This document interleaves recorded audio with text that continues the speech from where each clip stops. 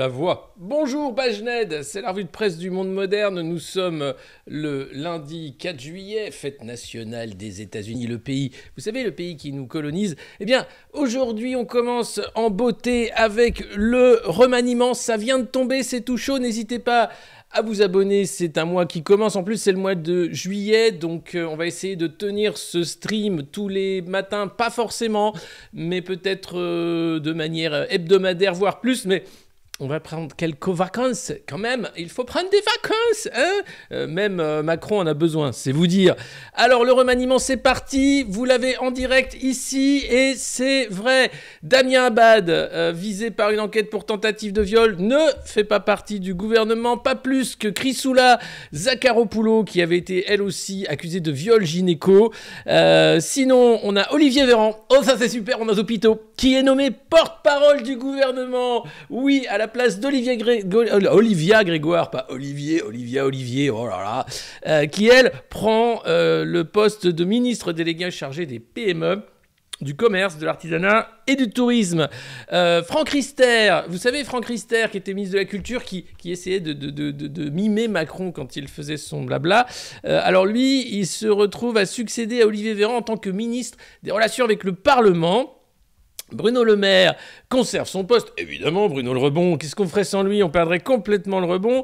4 ministres à remplacer, évidemment. Amélie de Montchalin, Brigitte Bourguignon et Justine Bénin, ainsi que Yaël Braun-Pivet, qui, elle, n'a pas perdu aux élections, mais a pris le perchoir de l'Assemblée nationale.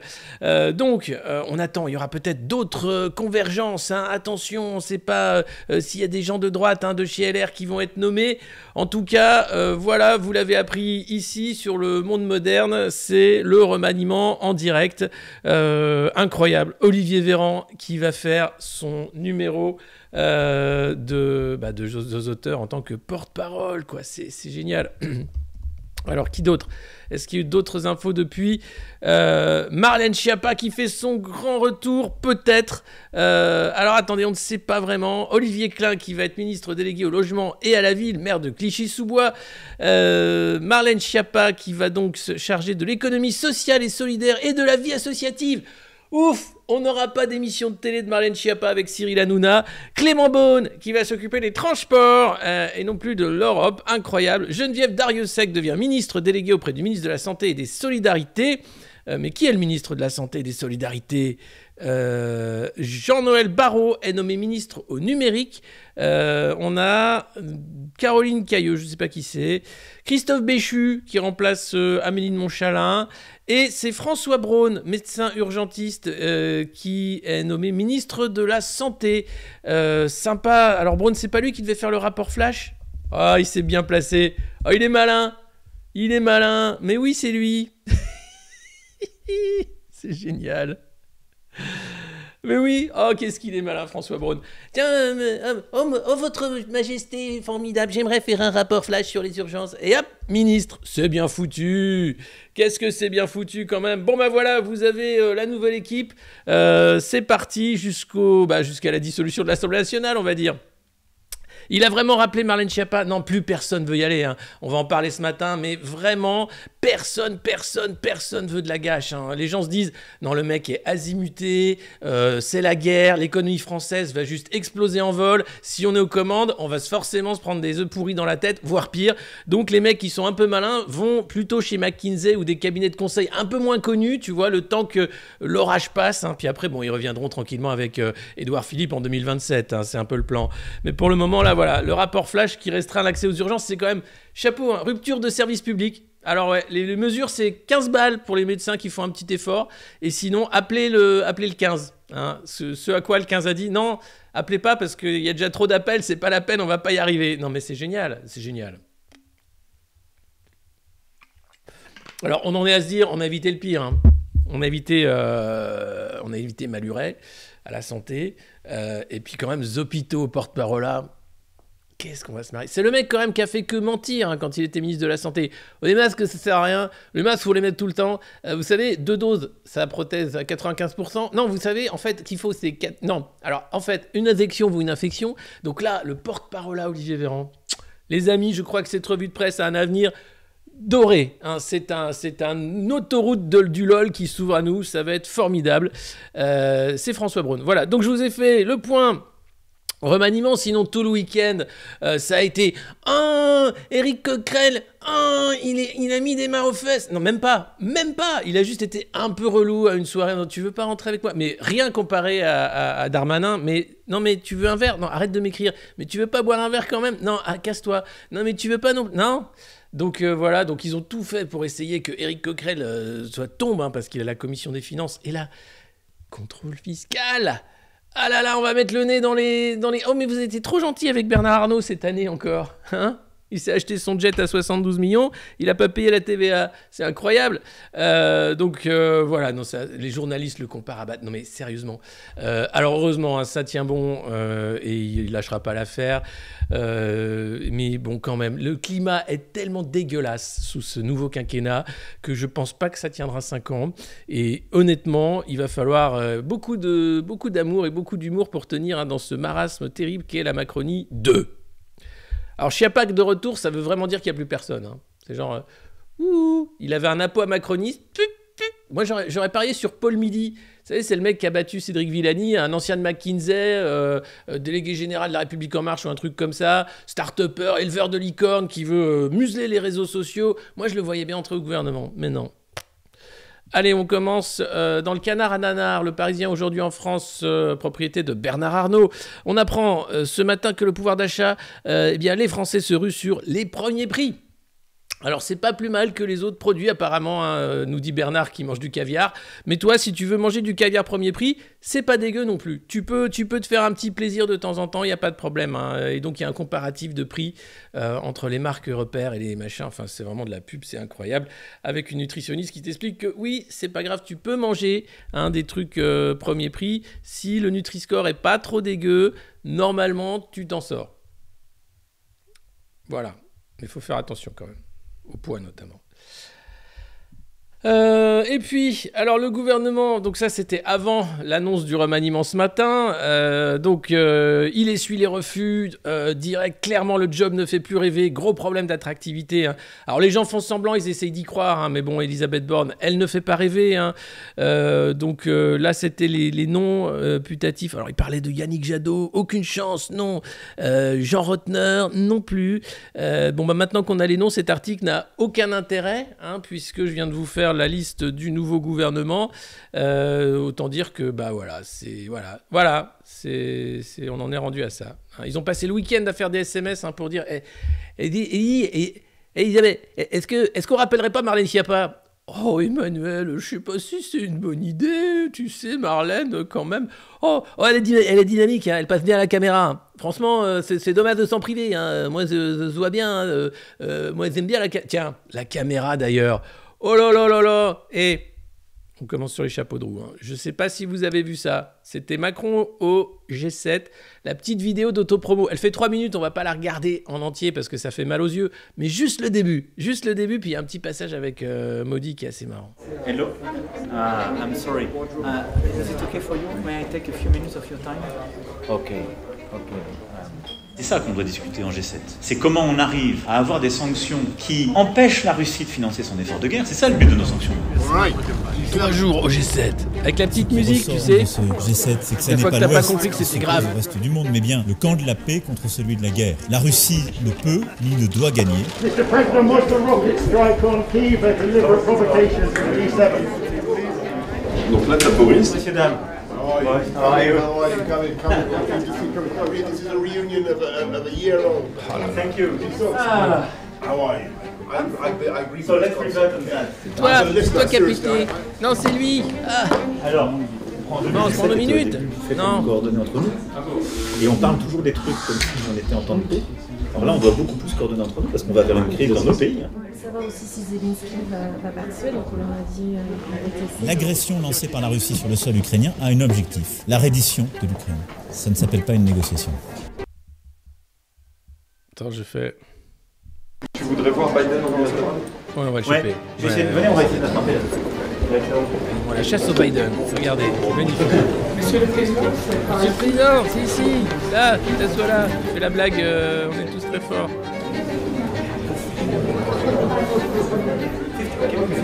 La difficulté qu'on a tous, c'est les prix du pétrole. Et c'est là où ce G7 est aussi très important pour nos vies et nos sociétés. Alors, vous remarquez dans le fond les esclaves masqués, hein, évidemment. C'est quand même assez impressionnant. Hein. Les mecs sont tous là, genre tranquilles. Et là, au fond, vous avez des mecs masqués, tranquilles. Hein, voilà, c'est normal, c'est les esclaves. C'est que les Américains, comme nous tous, on voit les prix du pétrole qui montent. Nous, on n'est pas masqués. Regarde. Où est-ce que je vais, moi? Non. C'est dit, franchement. Marlène Schiappa, c'est ce que j'ai de meilleur à vous proposer. Hein. Avec un plateau d'huîtres et des fruits de mer, c'est super. Salut, comment ça va, Justine? Alors, qu'est-ce qu'on fait? Non, il faut y aller. Allez, il faut y aller. Attends, je vous fais la voix. Salut, Atil, salut. Salut les P. Oh, dis donc, oh, t'as vu, moi je suis en chemise, moi. Ouais, il fait chaud, hein. Ouais. C'est où, dis donc, franchement, faut que je parle à Maudit. Là, ce passage. Comment ça va en Inde, d'abord? Tu sais, t'arrives, t'es tranquille. Tu vois, Salut, comment ça va en Inde, d'abord? L'Inde. Vous savez, ce pays des Maharajas, des charmeurs de serpents. L'Inde, comment ça va, dites-moi, Nerandra? Bah, c'est génial. Et le mec a été en chemise tout le G7. Les gens étaient gênés. Ils ont dit, mais mets ta veste, il y a les photos. Non, lui, il était tranquille. Alors, pourquoi fait-il une vidéo d'autopromo alors que la campagne est finie, qu'il a été réélu? Encore, on comprendrait, tu vois, si c'était pour montrer qu'il est le président des... Mais je pense qu'il a peur, en fait, de ce manque de légitimité. Donc, il se rassure en faisant des vidéos YouTube pour dire « Je suis bien le président des Français ». Mais c'est vraiment OSS 117. Eh, dis donc, comment ça va en Inde? Ton pays, là, de Maharata, c'est formidable. J'adore l'Inde, j'adore le riz basmati, moi, c'est un truc génial. Putain, c'est délirant, quoi. Le mec nous fout la honte, quand même. Enfin, je pense qu'il nous fout la honte. Je pense que les autres sont là en disant « Oh non, putain, il y a Macron qui arrive avec ses caméras. » Alors, t'as tous les esclaves masqués derrière qui font « Oh non, encore des caméras, non !» Et tu fais « Oh, c'est super. Oui, c'est lui, notre président, ouais. Vous êtes content? Moi, je suis très content. Je trouve qu'on a une chance phénoménale. Hein, la France est un autre pays avec Macron. C'est vraiment un pays qui va bien. C'est un pays qui rigole. C'est un pays de licorne. C'est un pays de la fête. C'est un pays aussi où... Paillettes, non, c'est un beau pays. Voilà, vous êtes jamais content. On vous remet Schiappa au gouvernement, vous êtes pas content. On l'enlève, vous êtes pas content. Voilà, donc vous êtes jamais content. Bon, allez, au revoir. On continue cette revue de presse. Alors attendez, non, il y avait... Ah oui, oh là là, qu'est-ce que j'ai... Donc ça, c'est le remaniement.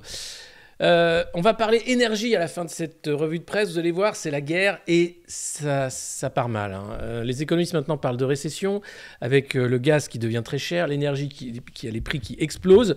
Donc ils se rendent bien compte que ça va pas passer vraiment bien. Donc les industriels, hein, dont Lafarge, les cimentiers, les gros consommateurs, hein, les papetiers, les télécoms, commencent à s'inquiéter des surcoûts et alertent des ruptures de services possibles. Donc on n'aura peut-être pas de téléphone, on n'aura peut-être pas de ciment, on n'aura peut-être pas Internet, hein, d'ailleurs, on n'aura pas de papier. Enfin bref, on va rentrer dans une économie en mode de guerre. On en parle à la fin, c'est dans les Échos. Sinon, Joe Biden, un maillon faible à la présidence, c'est dans l'IB. Ce matin, c'est pas super pour Joe Biden, hein. C'est un peu comme pour Macron. C'est moins la fête qu'avant. Il est quand même très chahuté, et certains même chez les démocrates lui demandent quasiment de renoncer à briguer un second mandat. Voilà. Faiblesse politique, alors le débat sur l'avenir politique de Joe Biden, 79 ans, hein, qui prend de l'ampleur. La grande question pour les démocrates est de savoir si le président Biden se retire ou cherche à être réélu. En tout cas, Joe Biden ne devrait pas se représenter, il devrait passer le flambeau à quelqu'un désireux et capable de se battre pour nous, cingle sur Twitter la militante des droits des femmes Lindsey Boylan. Donc il y a Donald Trump qui devrait lancer sa candidature dans les jours qui viennent. Alors là, ils se disent non, mais si Trump arrive, ça va pas le faire, ça va être très compliqué.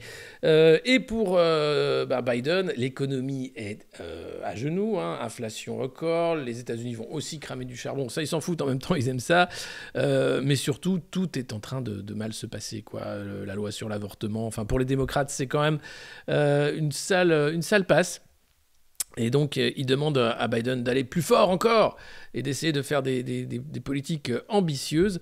Plusieurs sondages, celui sur la popularité de Biden chez les jeunes, montrent que 2/3 des démocrates veulent des candidats défendant les politiques plus ambitieuses. Voilà, ils veulent se radicaliser. Il fallait prendre Bernie Sanders. Et voilà, vous avez pris Joe Biden. Maintenant, les démocrates, vous pleurez. Qu'est-ce que vous voulez que je vous dise, hein? C'est comme ça. Joe Biden, le maillon faible. Pas étonnant. Et si c'est pour avoir Kamala Harris, hein. Ouh là là là là, les amis. War, war, war, peace, democracy, democracy and peace, bombing, kids. Voilà, c'est un peu ça. Je suis en pleine forme. Vous êtes en pleine forme. Pas de café ce matin, non? Non, j'en ai déjà pris un avant, pendant que je lisais la presse. Ça m'a suffisamment énervé. Ensuite, j'ai vu que le gouvernement était annoncé, donc j'ai sauté sur le truc. Et voilà, voilà. N'hésitez pas, bien sûr, à partager le lien de ce stream, de cette revue de presse. C'est tous les matins, c'est Le Monde Moderne. Je ne sais pas si j'ai résolu le problème de la voix et de l'image. Je crois pas. Malheureusement, j'avais essayé des trucs. Vous me direz. C'est pas fini encore. On va continuer d'essayer des trucs. Vous allez voir. Maggie, elle est dehors, là, au soleil. Elle fait ouin comme ça. Donc, elle n'est pas encore là. Et donc, comme je vous le disais, cette revue de presse va passer en mode été. Donc, on va pas forcément être là tous les matins. Il faudra checker les alertes sur le Discord. Et si vous nous suivez ici sur Twitch, vous aurez également les alertes. Donc, n'hésitez pas à nous suivre. C'est pour le mieux et pour être mis au courant de quand on va streamer pendant cette période estivale. La collection Morozov qui était à la Fondation Vuitton, magnifique collection des œuvres russes, alors là ça devient un petit souci diplomatique puisque des tableaux sont gelés en France et 2 oligarques russes sont sanctionnés. Alors les tableaux, ces 2 tableaux-là, voilà. Et en fait, pour répondre aux sanctions, ils ont dit non mais on devait faire ce que Bercy avait dit. Donc la Fondation Vuitton a dit comment on fait puisqu'il y a 2 oligarques qui ont des gros tableaux, comment on fait? Alors attention, hein, le gel n'est pas une saisie, nous explique-t-on à Bercy. Ce n'est pas une mise sous scellé non plus, comme dans le cas d'une saisie des douanes. Les tableaux ont simplement été décrochés et stockés jusqu'à ce que les sanctions soient levées. Leurs propriétaires en récupéreront ensuite le bénéfice. Voilà. Donc il y a un banquier, Peter Haven, oligarque proche de Poutine. C'est un autoportrait du peintre Piotr Kontchowski, un artiste inspiré par les cubistes. Et le deuxième est un portrait posthume réalisé d'après le croisement de 2 photographies de Timofey Morozov, le grand-oncle des frères Morozov, qui est réalisé en 1891 par Valentin Serov. Lui, il appartient à un autre oligarque, Kantor, qui s'appelle, qui est un oligarque bien connu puisqu'il est aussi... Vyacheslav Moshe Kantor, même s'il a ouvertement exprimé son soutien au président Poutine alors qu'il entretient des liens étroits, il a préservé sa grande fortune certes, mais c'est un homme très influent puisqu'il est moins bling-bling qu'Abramovitch. Lui, il a beaucoup œuvré notamment pour Israël puisqu'il est doté de la nationalité israélienne. Il a été 3 fois élu président du Congrès juif européen. Il a été remplacé le 11 avril, discrètement, on n'en a pas trop parlé. Et puis, il a créé de nombreuses institutions dédiées au renforcement de l'identité juive, à la mémoire de l'Holocauste, la Fondation pour le Forum mondial de l'Holocauste, à la promotion de la tolérance et de la réconciliation, le Conseil européen de la tolérance et de la réconciliation. Voilà, beaucoup de réseautage donc avec ce docteur Kantor qui se voit privé d'un beau tableau puisque c'est la guerre, c'est la guerre. Nous, on est privés du gaz, eux, ils sont privés de leur beau tableau. C'est comme ça, c'est la guerre. Il va falloir manger froid, hein, si on peut manger. Macron, un quinquennat en plein flottement. Regardez cette magnifique photo de Macron devant un requin. C'était avant son allocution sur les océans. C'était à Lisbonne, le 30 juin. Le chef de l'État doit revoir son calendrier qu'il pensait tout tracé avec un remaniement et le débat sur le projet de loi sur le pouvoir d'achat. On ne cherche plus, jusque dans les couloirs de l'Élysée, à faire comme s'il y avait un intérêt à tenter d'anticiper l'action d'Emmanuel Macron. En général, avec lui, quand on pense que ça va être rapide, c'est lent, et quand on se dit que ça va bouger, c'est le statu quo. Ah, ça c'est un de ses conseillers qui souffle ça. Sauf que cette fichue majorité relative à l'Assemblée ne lui permet plus de jouer comme il le souhaite. Je peux plus jouer avec les Français, Brigitte, plus comme je veux. Et si on leur mettait les masques, le couvre-feu, la TVA à 28%, je sais pas, c'est plus d'idée. Il n'y a plus d'idées. Je suis rincé. Alors, mes loulous du Sud, le cas Borne est réglé. Hein, dans l'esprit d'Emmanuel Macron, il lui a renouvelé sa confiance. C'était pas une mince affaire, hein, parce qu'au lendemain des législatives, il voulait quand même la tège. Mais il s'est dit, bon, je sais pas comment... Non, allez, on garde... on laisse la chance au produit. Hein, voilà. Et donc, ça y est, hein, s'il ne la cite pas lors de son allocution du 22 juin, c'est parce qu'il n'a pas encore tranché cette question à ce moment-là. Il pensait la tège à ce moment-là. Puis bon, il l'a gardée. Elle s'est bien démerdée. Hein. Bruno Le Maire, lui, n'a pas bougé. Depuis que le président a renouvelé sa confiance à Borne, les soutiens se bousculent un peu plus pour parler. Tout le monde l'a sous-estimée. Elle s'est négociée. Et avec elle, on peut faire des deals. Elle est ouverte et pragmatique. Elle est la bonne personne, appuie ainsi le député LaREM, Sylvain Maillard. Mieux encore, Elisabeth Borne serait drôle. C'est une rigolote, Elisabeth. Ça, c'est Thierry Solaire, mis en examen, je ne sais pas combien d'affaires, qui est un proche conseiller du chef de l'État. C'est lui qui a présenté Christian Estrosi et Renaud Muselier. Et alors voilà, elle les appelle mes loulous du Sud. T'imagines, Borne, qui est donc super drôle, hein, et qui appelle Estrosi et Muselier mes loulous du Sud. Chier. Ça se voit direct. Non, ça se voit direct que c'est la teuf. Hein. Il y a une bonne ambiance. C'est vraiment... C'est léger, c'est sympa. C'est sans chichi, quoi. Voilà, on est bien. Nous n'avons pas le même humour, madame. Nous ne sommes pas du même camp du LOL, madame. Le chef de l'État, voilà, doit revoir son calendrier. Allez, le chef de l'État, au revoir. Allez, si vous voulez... Pourquoi je dis « allez » ce matin? Je dis « allez. Allez, je vous en ai mis 2 pour le prix d'une. Dans l'IB, une brève histoire du péché de sodomie, où on apprend un peu comment ce péché a varié au fil du temps, hein, pour être parfois terrible, parfois on s'en foutait. Alors... On en parle parce que c'est le procureur général du Texas, hein, qui a déclaré qu'il était favorable à une loi rétablissant l'interdiction de la sodomie.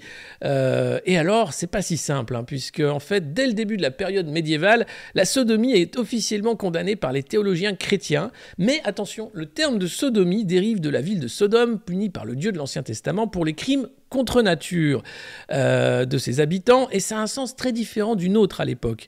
Donc quand on étudie le sujet, attention, les auteurs médiévaux, lui, s'en servent pour désigner un ensemble d'actes sexuels considérés comme répréhensibles, moralement et religieusement, notamment parce qu'ils ne permettent pas directement la procréation, qui est pour eux le but légitime d'un rapport sexuel. Alors au fil des textes, ce mot peut désigner au Moyen-Âge la masturbation, la bestialité, avoir des relations sexuelles avec un animal, ou encore le sexe oral. Hein, c'est pas que la sodomie moderne, on va dire. Dans certains cas, il n'est même pas question de sexualité, et le terme renvoie alors à toute forme de déviance vis-à-vis à l'ordre moral ou politique, trahir son seigneur, manquer trop souvent la messe, hein, ou porter des habits d'homme quand on est une femme. Ouh. Enfin... Là, c'est des actes de sodomie, au Moyen-Âge également. Alors, porosité du vocabulaire, qui s'est maintenue pendant longtemps, donc prudence quand on étudie ces questions et quand on dit « on retourne à l'époque médiévale », pas du tout, puisque c'était condamné certes au Moyen-Âge, un péché, un acte contraire à la volonté divine, et c'était... alors attendez... en dépit de la condamnation, les hommes ayant des pratiques homosexuelles sont dans un premier temps relativement peu inquiétés. En vérité, au début du XIe siècle, Burkhard, l'évêque de Worms, rédige ainsi un pénitentiel, autrement dit un traité permettant aux confesseurs d'identifier facilement les pénitences correspondant donc aux différents péchés. Alors, si la sodomie, hein, au sens explicite de relation anale, est effectivement punie, elle l'est très légèrement. 40 jours de jeûne au pain et à l'eau. Et voilà. Mais 12 ans si le coupable est un homme marié. En fait, les clercs à l'époque condamnaient plus l'adultère que la sodomie en tant que telle, parce que l'Église catholique avait pour priorité, hein, la famille monogame et d'essayer d'imposer la monogamie partout en Europe. Donc c'est surtout ça qui était montré du doigt. Et puis l'évêque d'Orléans, lui avait un amant quand même, c'était l'archevêque de Tours. Et ça permettait de monter, hein, pas dans les tours, mais dans les ordres ecclésiastiques. Et donc, il y avait des amants qui étaient tout à fait connus, et ça se passait tout à fait, même dans les chansons de gestes, on parle d'homo-affectivité masculine. Voilà. Puis c'est en 1120, le concile de Naplouse, dans le royaume latin de Jérusalem, qui est le premier à prescrire que les sodomies doivent être brûlées vifs. Alors là, on passe à autre chose, hein, c'est voilà. Alors derrière la sévérité, inspirée par des lois byzantines, il y a en réalité la souplesse de la pratique, puisque souvent, les condamnés échappés au bûcher, s'ils se repentent, si jamais ils récidivent, attention, hein, il peut à nouveau se repentir et être simplement exilé. Donc on n'a pas beaucoup brûlé. C'est à partir du XIVe siècle qu'on brûle davantage et que vers la fin du Moyen-Âge, les prédicateurs sont de plus en plus virulents. Et là, ça passe au bûcher sérieusement. Voilà.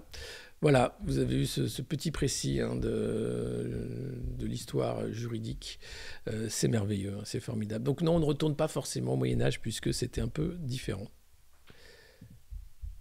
Hop. Dans le Figaro ce matin, le Figaro, méthode Coué, les Républicains, une opposition assommée contre vents et marées. Oui, les Républicains sont là et ils ont dit « Nous ne serons pas la carpette de Macron, nous serons une opposition forte ». Mais ils cherchent un chef. Et tant qu'il n'y a pas de chef, c'est compliqué. Alors on parlait de la bataille des chefs la semaine dernière, hein, Xavier Bertrand, Laurent Wauquiez, François-Xavier Bellamy. On ne sait pas qui va sortir du chapeau. J'avais même fait le manga, hein, la guerre des chefs de LR. Laurent Wauquiez, Xavier Bertrand. Et c'était pas mal, voilà. Mais on va pas le refaire ce matin.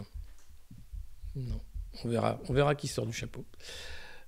Macron et Borne, alors des choix, vous avez eu le choix tout à l'heure, hein, je vous ai fait la liste du nouveau gouvernement en intro de cette revue de presse, donc à noter hein, Olivier Véran porte-parole, le grand retour de Marlène Schiappa et François Braun, le mec qui a fait le rapport Flash, qui prend la place du ministre de la Santé, parce que Bourguignon a perdu dans les élections, voilà.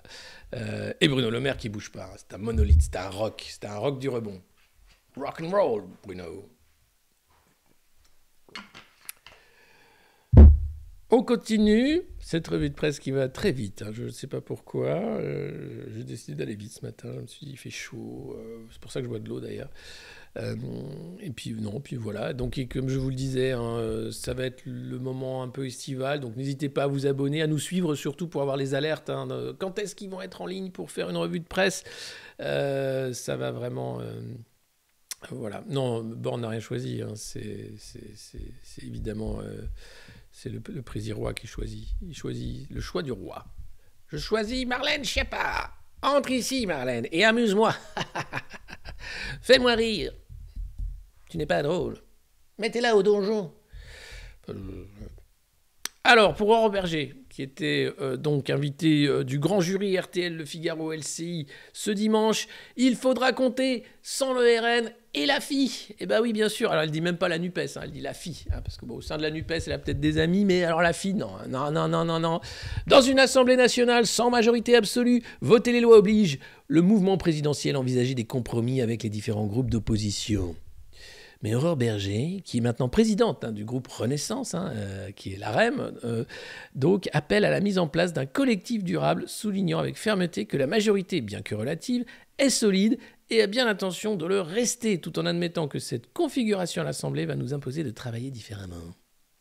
Pour Aurore Berger, il s'agit d'un moment de responsabilité, non seulement pour la majorité présidentielle, mais pour les groupes d'opposition, à qui elle demande s'ils sont prêts à faire du chemin avec nous. Je vous demande...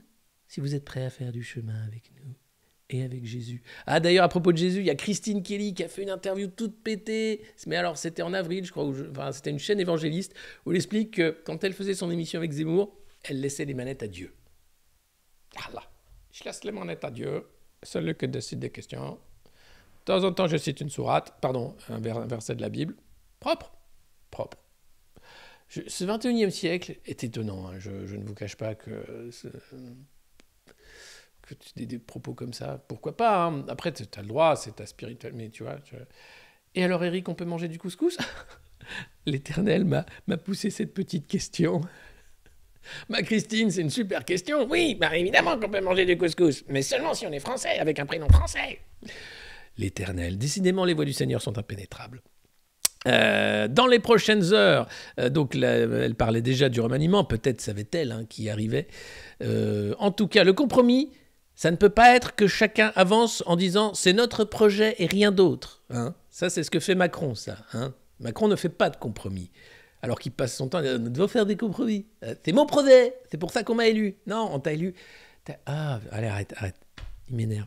Elle déplore qu'il existe aujourd'hui des oppositions très figées sur ce qu'elles ont porté durant leur propre campagne, oubliant encore une fois qu'elles n'ont pas remporté l'élection présidentielle. Mais Macron non plus, ma chérie. Macron, il a juste gagné parce que les gens, ils votent parce que c'est des castors, parce qu'il y avait Marine Le Pen en face et qui te dit « Ah non, on va quand même prendre Macron parce qu'on sait comment il nous tape, lui.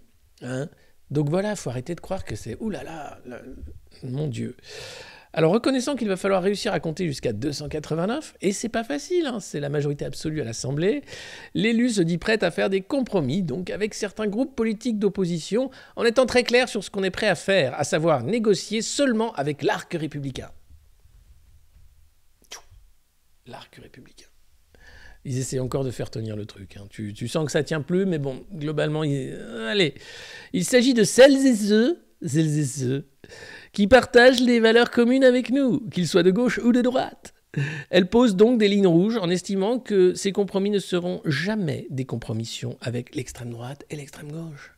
Jamais. Jamais. Quoi ? Un contrôle physique ? Non, jamais. Revenons sur la répartition des postes au Palais Bourbon, dénoncée par la gauche, Aurore Berger juge qu'on ne combat pas le RN en considérant qu'il y aurait des millions de Français qui ne devraient pas être représentés à l'Assemblée nationale.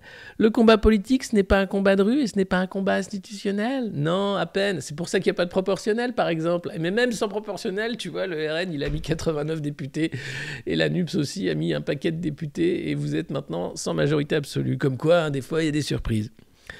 Alors, voilà, elle ne s'assoira pas à leur table. Mais pour voter les lois, elle devra compter peut-être sur les voix du RN. Ah, donc on se combat, mais bon, on se comprend. Hein, on se combat pas trop. Enfin, on travaille ensemble, quoi. Voilà. C'est affreux de voir ça, quoi. Les mecs, à peine arrivés, ils sont déjà en train de faire de la tambouille. Tu sais. Bah, dis donc, Aurore, qu'est-ce que c'est que ce petit réchaud que t'as mis dans la cour du Palais Bourbon ? Et cette tante Quechua, là, c'est quoi ? C'est des mecs de la NUPES ? Ah bah dis donc. Non mais voilà, c'est formidable. On est bien. On est bien là. Hein. La revue de presse du Monde Moderne, tous les matins, 9h ou presque. La paf. Wow, en plus, on est servi. Hein. On est vraiment remaniement, tout. Quoi. On est vraiment servi. On a de la chance. Ah, ça commence à se désynchroniser. Alors ça commence au bout de 40 minutes. Et je ne sais pas pourquoi, je pense donc que c'est un problème matériel d'entre ce micro et cette caméra et mon ordinateur qui a du mal à gérer. Donc il va falloir passer l'été à bidouiller. Hein. Voilà. Désolé, hein. On fait ce qu'on peut. Ça, c'est la Tour Eiffel. Ouais. La Dame de Fer. C'est un peu... l'emblème de Paris même, hein. C'est un truc assez important. Hein. Les gens ils viennent ici pour voir la Tour Eiffel et ils trouvent ça super. Et le problème, c'est que comme tout est en train de se casser la gueule dans ce pays, eh ben, la Tour Eiffel aussi. Hein. Inquiétude sur l'état de la Tour Eiffel. Elle fait l'objet de travaux de rénovation. Alors, c'est pour les JO de 2024, hein, parce qu'on pourra la mettre des couleurs qu'on veut tous les soirs. Hein. Un coup couleur de la planète, un coup couleur de l'Ukraine, un coup couleur de l'Europe, un coup couleur d'Anne Hidalgo, un coup couleur du PSG. Ben, bref, voilà, tu peux payer pour la faire aux couleurs du monde moderne, hein, si on avait de la thune. 60 millions d'euros, c'est le montant des travaux en cours pour essayer que la Tour Eiffel tienne bon. Alors en 2021, les travaux sur la Tour Eiffel avaient été suspendus parce qu'il y avait des traces de plomb mesurées en surface. Donc il faut déplomber la structure, décaper la rouille, la repeindre entièrement. Alors est-ce qu'il va falloir fermer la Tour Eiffel pour faire tous ces travaux ? Peut-être. Voilà. Il y a eu plusieurs rapports confidentiels entre 2010 et 2016 qui faisaient état de travaux cache-misère, c'est-à-dire que pour ne pas fermer la Tour Eiffel, ils faisaient des petits travaux pour pas que ça s'écroule. Mais il y a plus de 884 défauts recensés sur la Tour Eiffel au début des années 80, d'importants travaux de rénovation accompagnés d'un traitement anti-corrosion et d'une campagne de peinture sont lancés par le maire de Paris, Jacques Chirac. En 1995, la tour est pour la première fois repeinte sans plomb. Eh oui, c'est en 95 qu'on utilise le sans-plomb. Les rapports d'experts révélés par Marianne, c'est Marianne qui sort ce dossier, sont pour le moins inquiétants. La société qui s'occupe de la Tour Eiffel doit porter un regard différent sur la Tour Eiffel et réétudier dans son ensemble une nouvelle politique de maintenance axée sur le contrôle de la structure métallique vieillissante. Pas du tout. Voilà. Ça, c'est la société DECRA hein, qui fait l'analyse de la structure métallique, rapport d'audit de 2010. Et puis, il y a des phénomènes de craquelage, d'enrouillement.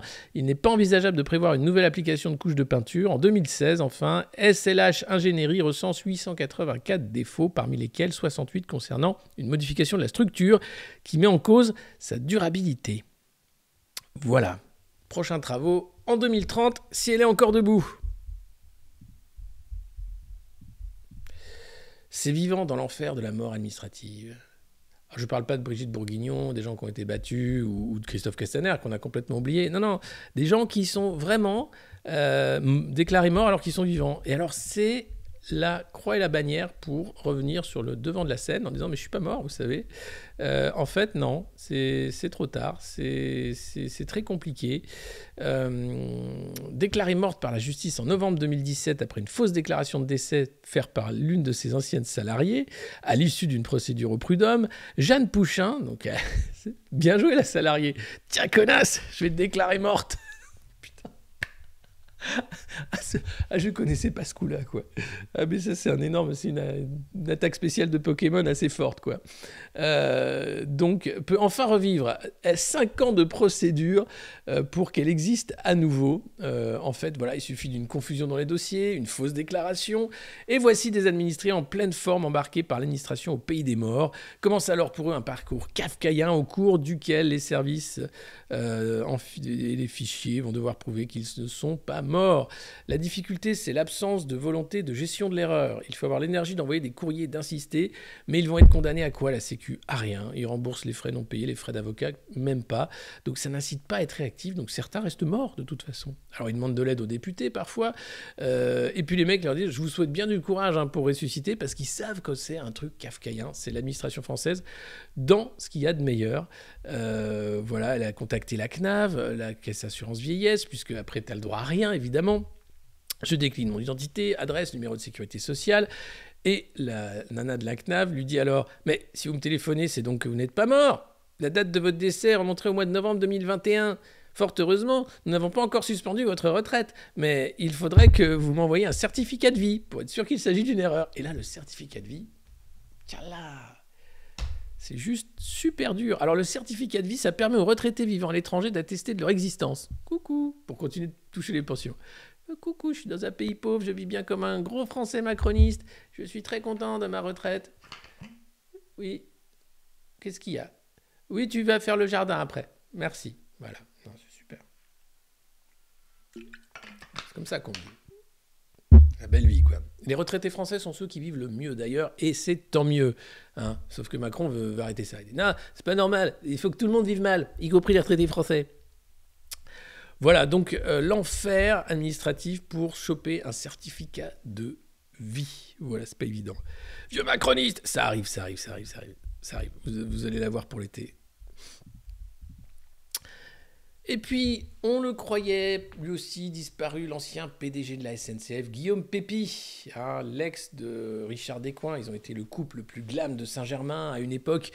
Guillaume Pépi est pressenti pour devenir le futur président d'Orpea, les EHPAD. Alors, ils sont au fond du trou, donc ils se sont dit, on va prendre un mec qui s'est creusé. Guillaume Pépi, formidable. Donc lui, non, c'est la stabilité, c'est la confiance, c'est un patron qui sait gérer des cas difficiles. Voilà, il a traversé la rue. On l'en félicite. Bravo, Guillaume. Là, on va parler énergie. Vous allez voir, ça ne va pas rigoler. Menacés par des coupures de courant, les États-Unis recourent davantage au charbon. Comme l'Allemagne, comme la France, comme les Pays-Bas, comme tout le monde. En fait, le charbon, c'est l'énergie du futur. On ne nous l'avait pas dit, mais toutes ces COP21 à parler CO2, à trouver des énergies renouvelables, alors qu'on avait du charbon et qu'on ne savait pas quoi en faire. Hein. Et heureusement que les Russes ont fait la guerre à l'Ukraine. Comme ça nous permet de faire des grosses sanctions énergétiques et de recramer du charbon comme si on en avait. C'est génial. On se fout bien de notre gueule. Oui, je pense qu'on se fout bien de notre gueule. Après, on va t'expliquer qu'il faut que tu roules en voiture électrique, chérie. Hein, parce que ta voiture pollue.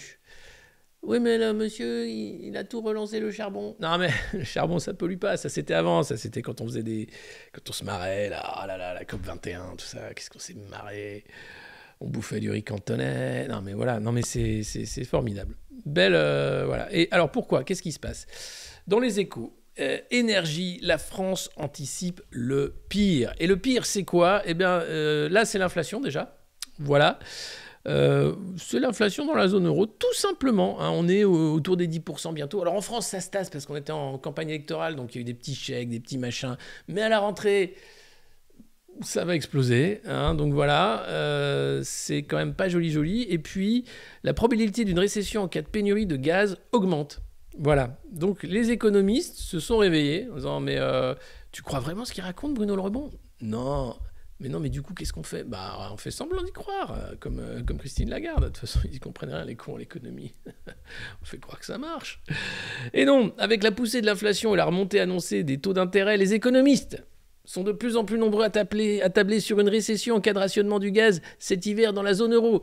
Heureusement, on a du charbon, hein, ça va peut-être sauver l'économie. Bon, ça va cramer la planète, mais bon... Ouais. C'est compliqué, hein, c'est un choix cornélien, je vous cache pas. Une crise énergétique qui s'aggrave en Europe et qui fait craindre un rationnement du gaz l'hiver prochain. Des ménages inquiets à cause de l'inflation qui rogne leur pouvoir d'achat et un moral des patrons qui commence à flancher. Ça coûte trop cher.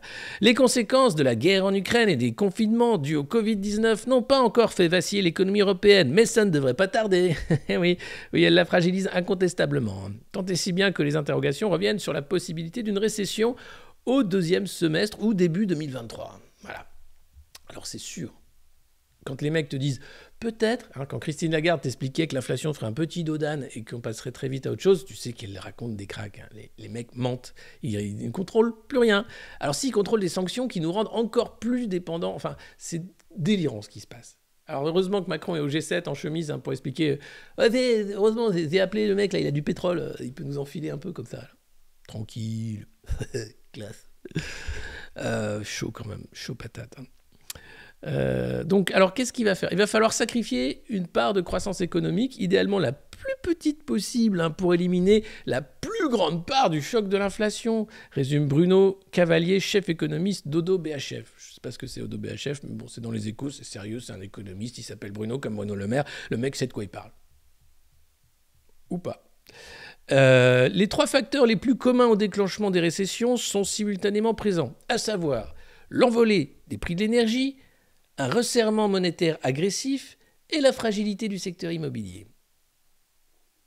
Ça va bien se passer.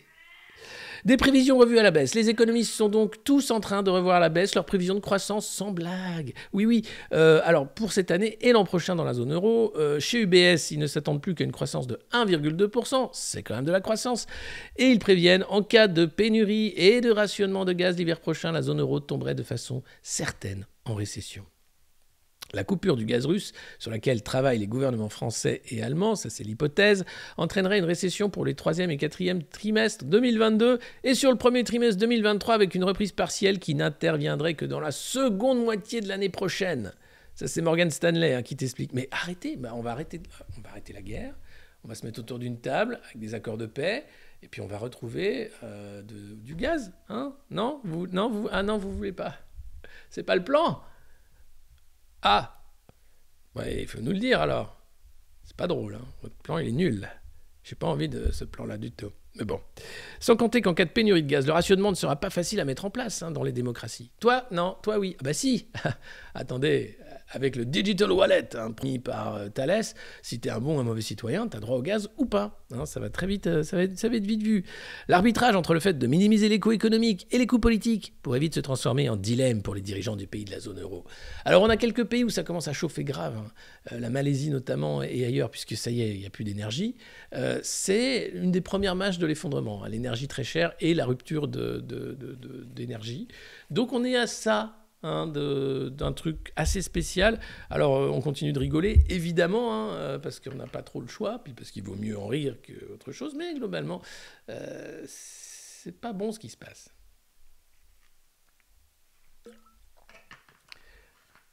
Ah oui, les non-vax sont responsables du bide du dernier film de Didier Bourdon. Plus personne va au cinéma. 10 € la place.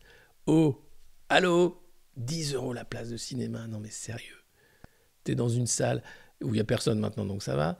À la base, tu avais ton masque. Le popcorn, il coûte 25 € et en plus, le son est trop fort et les films sont nuls. Je comprends. 12 € la place ici. Non mais voilà, non mais et 15 €. Non mais sérieux. C'est délirant, quoi, les places de cinoche, tu peux pas... Non mais... Ah, je comprends pas, les salles sont vides. Moi, je comprends bien, ouais. Ah bah ouais. Non, à Montreuil, il est bien le cinoche de Montreuil. Le Méliès, il est top. La place, elle est beaucoup moins chère. Et c'est un choix de cinoche. Mais bon. Triste, quoi. La revue de presse, c'est gratuit. Vous pouvez nous aider quand même hein, sur Patreon ou bien en vous abonnant via Twitch. Ici, c'est le début du mois de juillet, donc n'hésitez pas à prendre votre abonnement mensuel si vous voulez nous suivre pendant l'été ou simplement à nous follow hein, sur Twitch. Voilà. La France se prépare à une économie de guerre. Alors c'est génial parce que c'est ce que voulait Jacques Attali. Et là tu dis, il est trop fort quand même ce Jacques Attali. Hein. Il dit la France devrait se mettre en économie de guerre. Et la France se met en économie de guerre. Incroyable. Il est incroyable. Incroyable. Donc ça veut dire quoi l'économie de guerre ? Ça veut dire qu'on va réorienter la production, qu'on est prêt à cramer du charbon, rouvrir des centrales à fuel, réquisitionner des trucs, enfin bref, Manu quoi. Nous sommes en guerre. Il est content comme tout parce que s'il n'est pas en guerre, il est moins chef. Donc il aime bien que ce soit la guerre, comme ça il est un petit peu chef. Il est sûr d'être le chef puisque c'est le chef des armées, tout ça. Et c'est vachement bien. Allez, regardez, c'est Stan Guerini, le ressuscité. C'est un article merveilleux dans les Échos. Merveilleux. Je vous en fais lecture. Les Échos va faire le portrait de jeunes macronistes, hein, ceux qui sont partis, ceux qui sont encore là, ceux qui ne reviendront pas, ceux qui ne nous manqueront pas, ceux qui nous manqueront, ceux qui étaient formidables, ceux qui étaient exceptionnels. Alors, où est Stan Guerini ? Voilà, c'est une enquête hein, de Elsa Freysenet. Alors, j'ai eu tous les héritages. Rien ne l'avait préparé aux turbulences.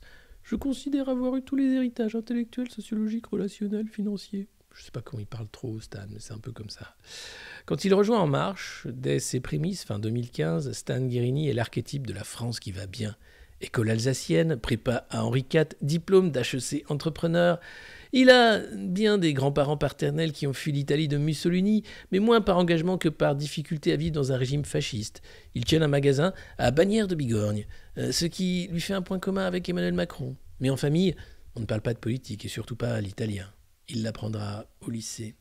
L'ascension sociale, c'est son père qui l'a effectuée en passant ses diplômes en formation continue. MBA à HEC puis Harvard au sein d'Air Products où il effectuera toute sa carrière. Il voyage beaucoup et travaille tout le temps. Tout comme son épouse, DRH chez Unicredit. À la maison, c'est la femme de ménage portugaise, Hilda Simao, qui assure la permanence et fait faire les devoirs aux enfants. C'est avec elle que j'ai grandi. Je l'ai plus vue que mes parents. Confie Stan Guerini. Ces derniers vivent aux États-Unis quand il passe son bac à Paris, seul dans le grand appartement, avec Hilda qui passe tous les soirs. Il aurait pu se sentir abandonné. Il retient surtout l'immense liberté. C'est un trait de caractère profond, il positive toujours. Une autre attitude se forge dans son enfance à l'ombre d'un grand frère qui n'hésite pas à affronter ses parents. J'ai eu une famille où ça s'engueulait pas mal. J'ai toujours été le diplomate à la maison, celui qui arrondissait les angles. Souvent, c'est une révolte intime ou sociale qui pousse à l'engagement politique. On n'en trouve aucune trace chez Stanislas Guerini. À HEC, il rencontre Cédric O, le futur conseiller pour le numérique à l'Élysée, puis secrétaire d'État en charge du même dossier, qui, comme lui, se sent de gauche dans un environnement qui ne l'est pas. En 2006, il convainc la direction de l'école de lui laisser faire son stage bras droit au club strauss-kahnien, à gauche en Europe. Puis il se retrouve rue de la Planche, au QG d'un DSK en pleine préparation à la primaire présidentielle. « Bon, allez, on va en boîte ce soir ?»« Non, non, non, non. Il y a du saucisson ?»« Non, non, non. » Échec pour Strauss-Kahn. Oui. Mais Guerini y forge des amitiés solides avec Benjamin Griveaux, Ismaël Émélien, dont le père sera plus tard son premier associé. Ce sont eux qui l'embarquent dans l'aventure En Marche. Eux encore qui pousseront sa candidature à la tête du mouvement en 2018. Bande de la rue de la Planche. Contre anciens de l'UNEF Poitiers, les ex-strauss-kahniens se déchirent pour la reprise du mouvement. Guerini s'attire les faveurs du délégué général par intérim, Philippe Grangeon. Et puis il découvre les Français. Quand on lui demande à quel moment il a découvert la vie du commun des Français, Stanislas Guerini répond avec franchise : « Le jour de mon élection au parti. » Oui, il prononce son discours, les Gilets jaunes, eh bien, c'est le 1er décembre 2018. Et au moment où il prononce son discours, les Gilets jaunes saccagent l'Arc de Triomphe. Tout l'exécutif vacille. Et les marcheurs des comités locaux sont amers. Ça fait des mois qu'on vous a dit que ça va très mal. Et vous n'avez rien écouté. Comme d'habitude. Bande de ploucs. Il multiplie alors les réunions partout en France. À Besançon, il doit être exfiltré. Il revient avec un mégaphone puis discute. C'était un moment de confrontation incroyable. « Je vous encule, Français de merde !» Avec un mégaphone. « Allez bosser, bande de blaireaux ! Vos doléances, on les enterre !» Ouais, sympa. C'est le sens du dialogue en Macronie. Génial. Donc, le mec, il est complètement hors sol. Oui, mais il l'avoue. Hein. Il dit, moi, vous savez, j'ai découvert les Français en les insultant avec un mégaphone. Hein. Ok, très bien. Alors, ils ne vont pas pouvoir... donc, qu'est-ce qui se passe ? Premier semestre 2019, l'occasion d'une autre première, débattre d'Europe avec les chefs de parti. Laurent Wauquiez, Marine Le Pen, Jean-Luc Mélenchon, il reste à flot. Un soir, le leader de la France Insoumise vient le voir.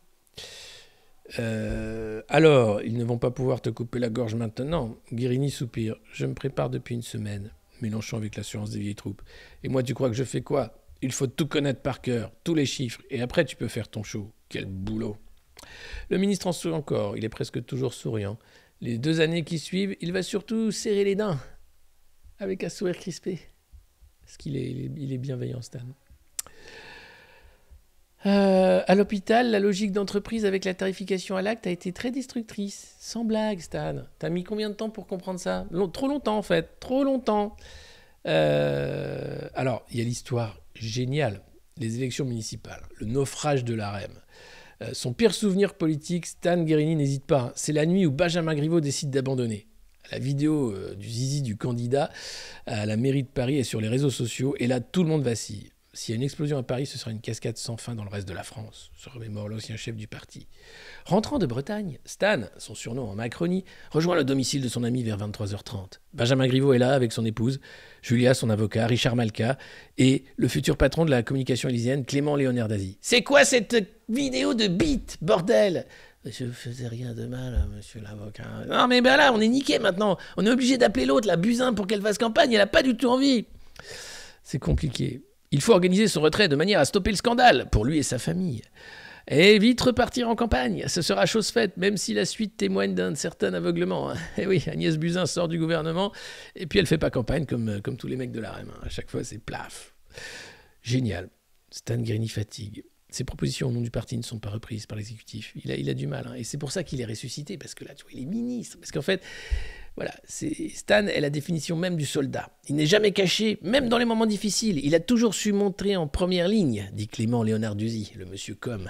Ah, génial. Au lendemain des régionales, eh bien, il faut tout revoir pour sauver le mouvement et faire valoir son unité. Garde la tête droite, sois fort de ta légitimité. Ne déconne pas. Un bon ministre est un ministre qui gagne ses arbitrages, répliquait voici quelques semaines. Eh ben voilà, c'est magnifique. Voilà, bon. Beau portrait dans les Échos de Stan the Man.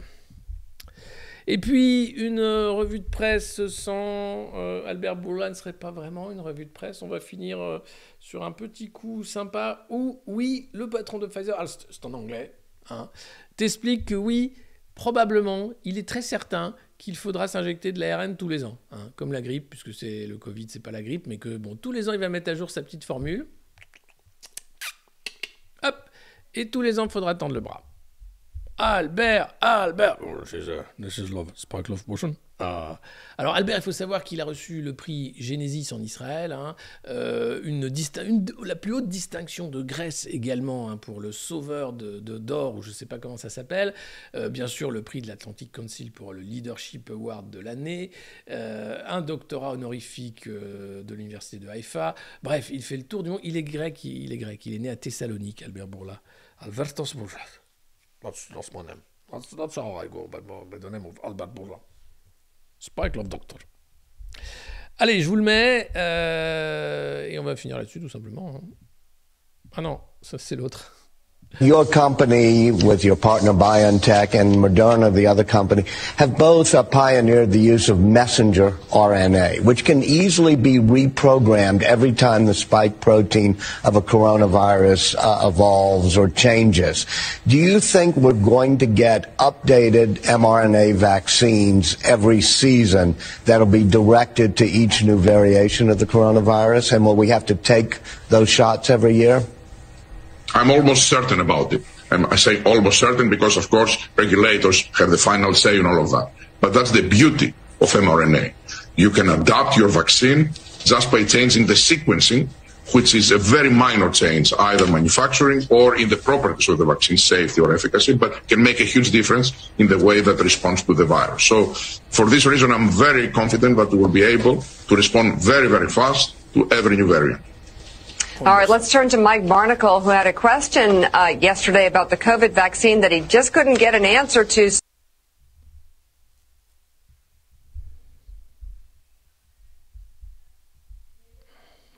Almost certain. I told you. Albert knows everything. Donc ils sont déjà en train de préparer le vaccin Omicron BA4, BA5 pour cette année, puis après l'année prochaine on sera au BA6, BA7, enfin bref, voilà. C'est surréaliste, hein. Les mecs, alors t'as des alertes de partout pour dire, bon les gars, non mais quand même, on va peut-être arrêter. Non, l'autre médicament ne marche pas, et puis ils travaillent sur un petit médicament à prendre oralement aussi pour le Covid. Il y aura tout, hein, même si vous ne voulez pas de piqûre. Vous inquiétez pas, il y a juste un petit cachet à prendre, c'est sans danger. Voilà, Albert Bourla, il faut se rappeler qu'il est vétérinaire et qu'il a été chef de la branche vétérinaire très tôt de Pfizer, et il a vendu beaucoup de vaccins. Moi, j'ai retrouvé les carnets de santé de Maggie, et les premiers trucs chez le vétérinaire, quand je l'avais trouvé, eh ben, t'arrives et on va la vacciner, et t'as un petit autocollant Pfizer vétérinaire, tu vois, pour dire quel vaccin il a eu, avec le petit logo Pfizer. Il avait inventé ça, et donc il s'est dit, tiens, on va refaire le truc avec le QR code. Il n'y avait pas de QR code à l'époque. Enfin bref, c'est génial. Voilà, c'est le monde moderne. J'aime bien le monde moderne. Je prends le petit-déj, le repas, et on est bien. Eh bien, c'est très bien si vous déjeunez en notre compagnie, vous petit déjeunez, vous dînez en notre compagnie. Si vous écoutez au travail, attention, ne vous faites pas prendre, hein. Et puis, on ne déclare pas que son petit chef de merde est mort, même si il vous a viré. Hein, ça se fait pas. C'est des mauvaises façons, hein, les déclarations de décès. Attention, ça peut vous mettre quand même dans la merde. Moi, je bosse. Voilà, il y en a qui bossent, attention, en direct du boulot, vous êtes trop nombreux. Alors, je vais avoir des ennuis, hein, il faut faire très attention avec ça. Soyez très malin, hein, casque sur les machins, fenêtre de code ouverte, voilà, tranquille. Ne rigolez pas trop fort, mais en même temps, on n'a pas trop envie de rire en ce moment, j'avoue. C'est l'été, donc comme je vous l'ai dit, la revue de presse ne sera pas forcément quotidienne. On va se mettre en mode estival, voilà. Hein, on s'est dit... Voilà, on s'est dit, bah ouais, nous aussi, hein, voilà, Brégançon, tout ça, il n'y a pas de raison, hein, que les autres, voilà, nous aussi. Et puis, donc pour savoir quand est-ce qu'on est en ligne, suivez-nous ici sur Twitch, vous aurez une alerte dès qu'on se met en ligne, mais aussi sur les différents réseaux sociaux, n'hésitez pas, on est sur YouTube, Twitter, on a un Discord également, et Patreon, bien sûr, si vous voulez faire un geste pour soutenir cette revue de presse qui va continuer longtemps, nous l'espérons, et surtout reprendre plein pot à la rentrée, mais c'est pas les vacances, ne vous inquiétez pas, je ne vous abandonne pas, ni Antoine non plus. Bajned, c'est comme ça qu'on dit bonjour ici chez les Modernos, et puis bien n'hésitez pas, bien sûr, à vous abonner. Merci de nous faire rire tous les matins, ou presque. Merci Ichiro, 6 mois d'abonnement. Je vais faire un petit coucou à tous ceux qui se sont abonnés et qui ont offert des abonnements ce matin.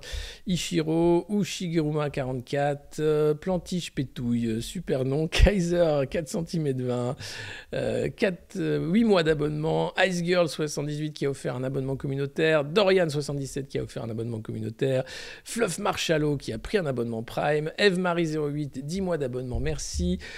Ainer 777 qui vient de prendre un abonnement. Funky Dude, 6 mois d'abonnement, merci Alexis-Antoine Bajned, merci. Ninaito qui a renouvelé son abonnement, 2 mois d'abonnement, bonjour et merci. Penny Lane 22200, 7 mois d'abonnement. Toupire 08 Rup, 9 mois d'abonnement, on est trop bien avec le monde moderne, notre santé mentale, merci, on essaye qu'elle tienne bon. Lionel Odo qui a renouvelé son abonnement 2 mois. Amande Claire 17, Chat Noir 2022, Cali 777, Rimini 83, Curieux 238 qui avait offert il y a 5 jours 5 abonnements. Merci à vous tous. C'est comme le Club Dorothée, on fera les anniversaires une prochaine fois, vous inquiétez pas. Tout le monde y passera, c'est la classe, c'est le monde moderne, on essaye de bien vous traiter. Hein, parce que il faut voir comment on nous parle et puis on essaie de pas prendre tout ça trop au sérieux, même si je sais que c'est difficile, surtout en ce moment avec le contexte économique qui est difficile pour beaucoup d'entre vous. Merci, bonne journée, prenez pas tout ça trop au sérieux, prenez soin de vous et pas demain, je pourrai pas demain, peut-être Antoine, on verra. Allez, bis, ciao.